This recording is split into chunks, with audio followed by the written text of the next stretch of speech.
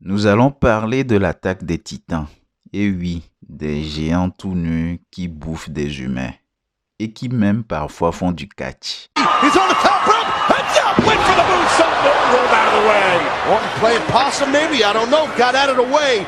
Matt Hardy crashed and burned. And look at Randy Orton slithering. Oh, watch out, watch out, watch out, watch out. His name is John Cena.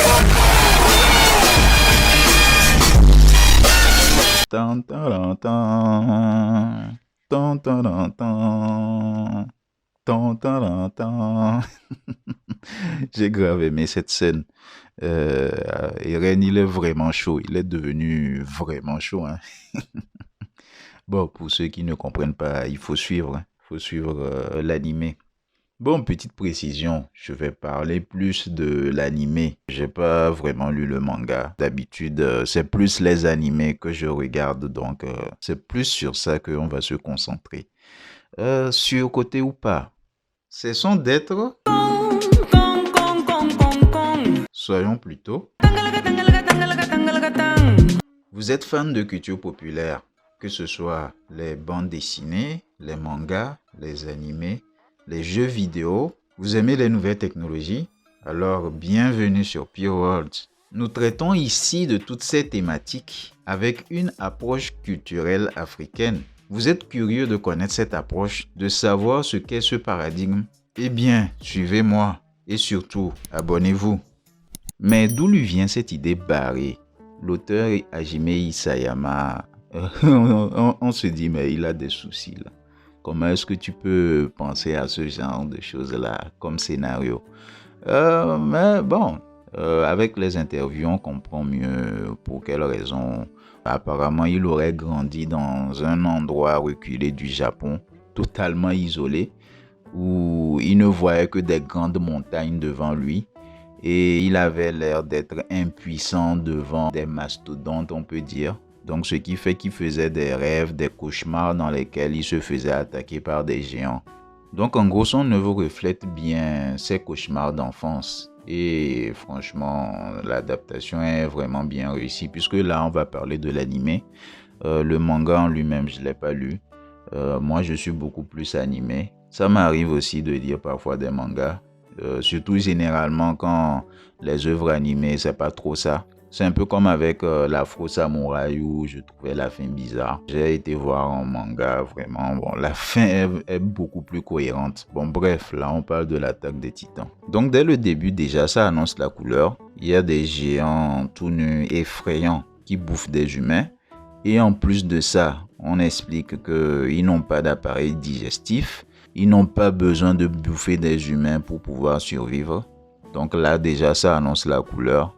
Et en plus de ça, on a beau les découper, les bras, les jambes et tout ça, ça ne les fait pas mourir. Donc c'est avec le temps qu'ils se sont rendus compte que leur point faible se trouve au niveau de la nuque.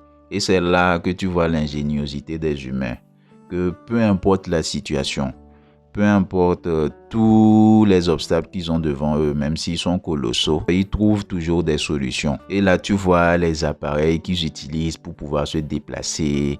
Ils ont inventé ce qu'on appelle l'équipement tridimensionnel qui les permet de se déplacer dans tous les sens. Vu la façon dont les titans se déplacent, donc cet appareil leur permet d'avoir une meilleure mobilité aux humains. Et aussi ces sortes d'épées qu'ils peuvent utiliser pour couper leur nuque. Ce qu'il faut dire aussi, c'est que quand tu touches le titan, les métals, ça se corrode. Donc, ils ont pensé à ajouter dans cet équipement tridimensionnel de plusieurs lames. Donc, c'est un peu comme des grandes lames de rasoir. Quand tu utilises un et que ça s'érode, tu peux utiliser un autre que tu accroches à des sortes de poignées.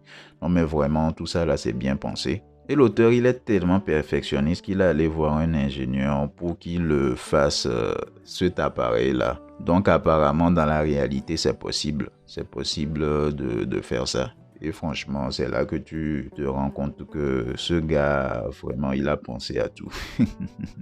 Donc là, c'est un premier bon point. Et aussi, les êtres humains, comme ils sont ingénieux et qu'ils font tout pour se protéger, à part ça, ils ont construit des murs de différentes hauteurs et tout ça pour pouvoir se protéger. Donc, depuis longtemps, les titans étaient restés en dehors des murs et il n'y avait que certaines personnes qui avaient le droit de sortir, ceux du bataillon d'exploration. Ce sont des suicidaires, donc on nous les présentait comme des suicidaires et tout ça. Jusqu'au jour où un des murs est détruit, avec l'apparition du titan colossal et du titan cuirassé qui ont fait pénétrer les différents titans tant redoutés qui ont commencé par bouffer des humains et tout ça. Et franchement, non, côté scénario, c'est bien pensé, c'est bien pensé. Au début, on montrait comment est-ce qu'on bouffait les gens et tout ça, c'est horrible et tout ça, ça te fait rentrer dans l'œuvre et là tu te dis waouh. Mais ça c'est un truc de fou.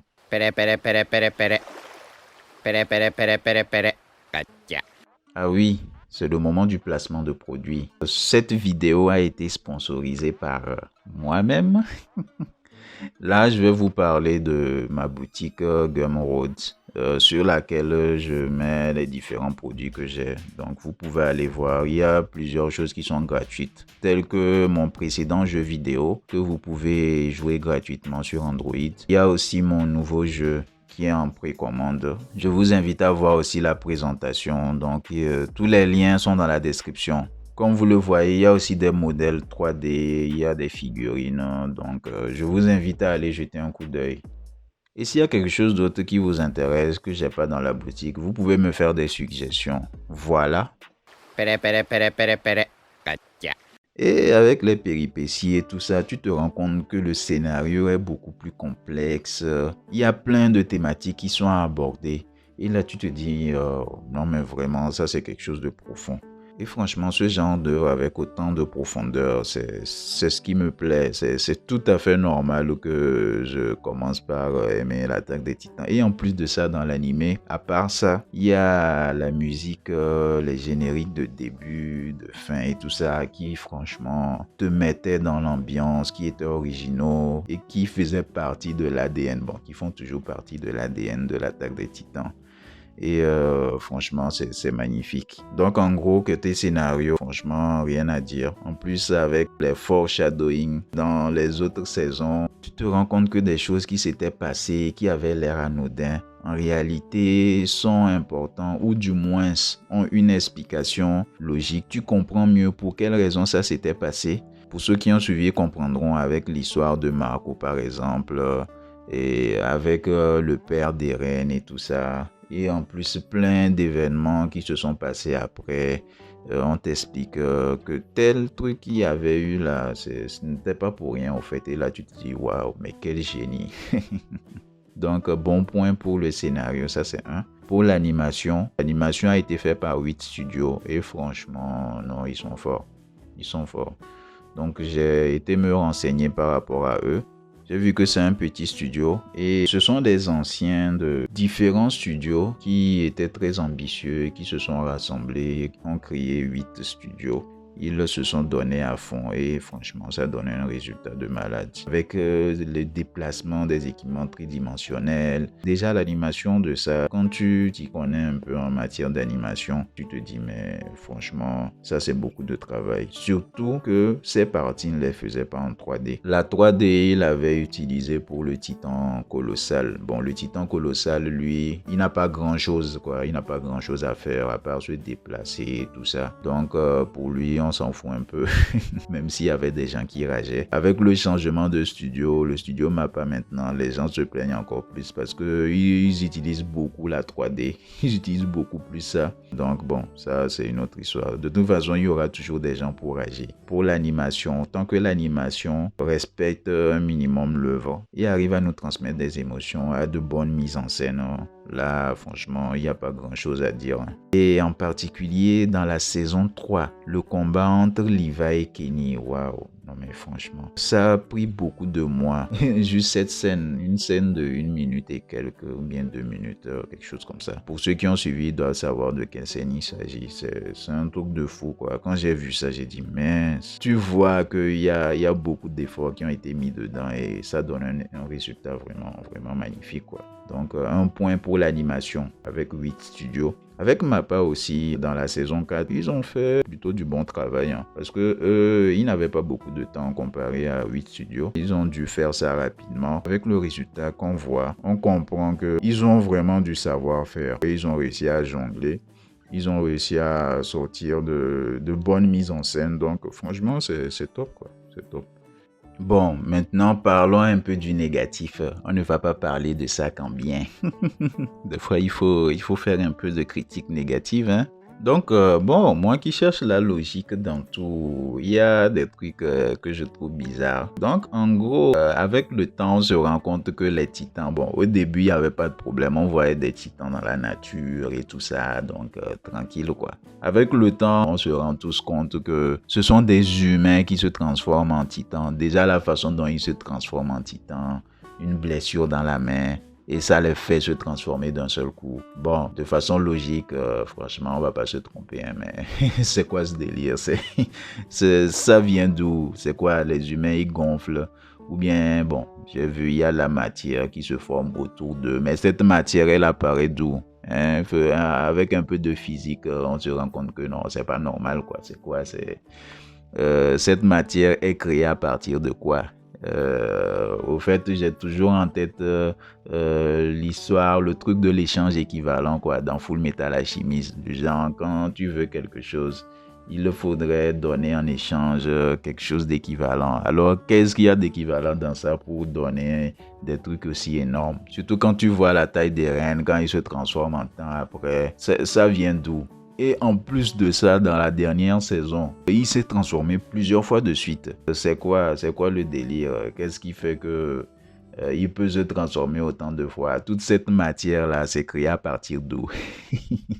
Mais bon, on va pas trop chipoter. Tout ça, c'est dans un monde imaginaire, c'est pas dans la réalité. Donc, chaque endroit a sa logique et consort. Mais bon, il faut quand même trouver quelque chose à dire, hein. Parlons à nouveau de l'auteur. Au début, il dessinait mal. Il répétait à chaque fois qu'il va devenir mangaka, mais on ne le croyait pas. Que même son père apparemment l'a dit que franchement, tu rêves trop, hein, tu ne peux pas devenir mangaka. Mais on voit bien ce que ça a donné. Même quand il a commencé par dessiner l'attaque des titans, franchement, ses dessins, les premiers dessins, c'était pas trop ça, mais quand même le scénario est bon. Il a été voir les gars de Shonen Jump, si je me trompe pas. Bon, en gros, ceux qui ont adapté les grands mangas connus, hein, les Dragon Ball, les One Piece et tout ça.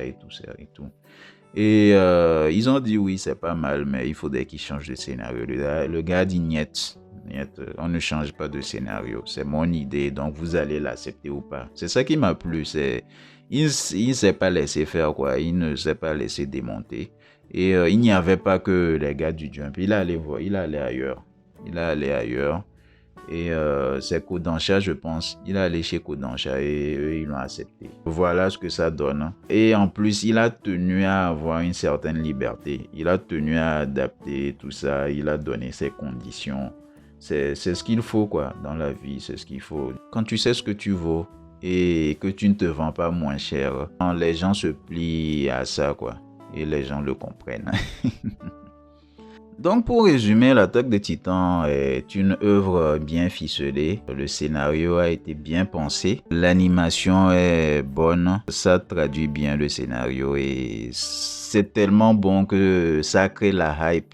C'est surtout grâce à l'animation que le truc est aussi connu.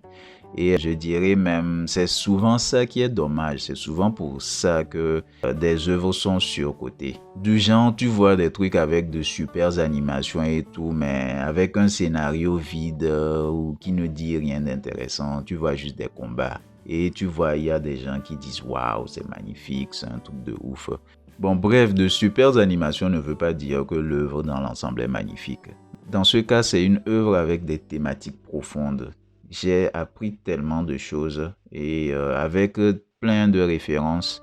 Et en plus de ça, quand tu t'intéresses à la psychologie humaine, aux histoires de jeux de pouvoir, de jeux d'influence, des manipulations et ce genre de choses-là, tu te dis waouh, non mais vraiment, le gars a vraiment écrit quelque chose, il a vraiment fait les recherches comme il faut quoi. Et quand il y a une bonne animation qui dessert bien le truc, là ça donne vraiment un très bon résultat. Donc ce n'est pas surcoté. Ça mérite vraiment son succès. Donc voilà, dis-moi ce que tu en penses dans les commentaires. Et si le dessin que j'ai fait te plaît, tu peux aller voir mes autres dessins sur mon Instagram. Tu peux aller voir mes autres vidéos. Je t'invite à t'abonner. Et surtout, sache que ta culture est magnifique. Ciao, ciao.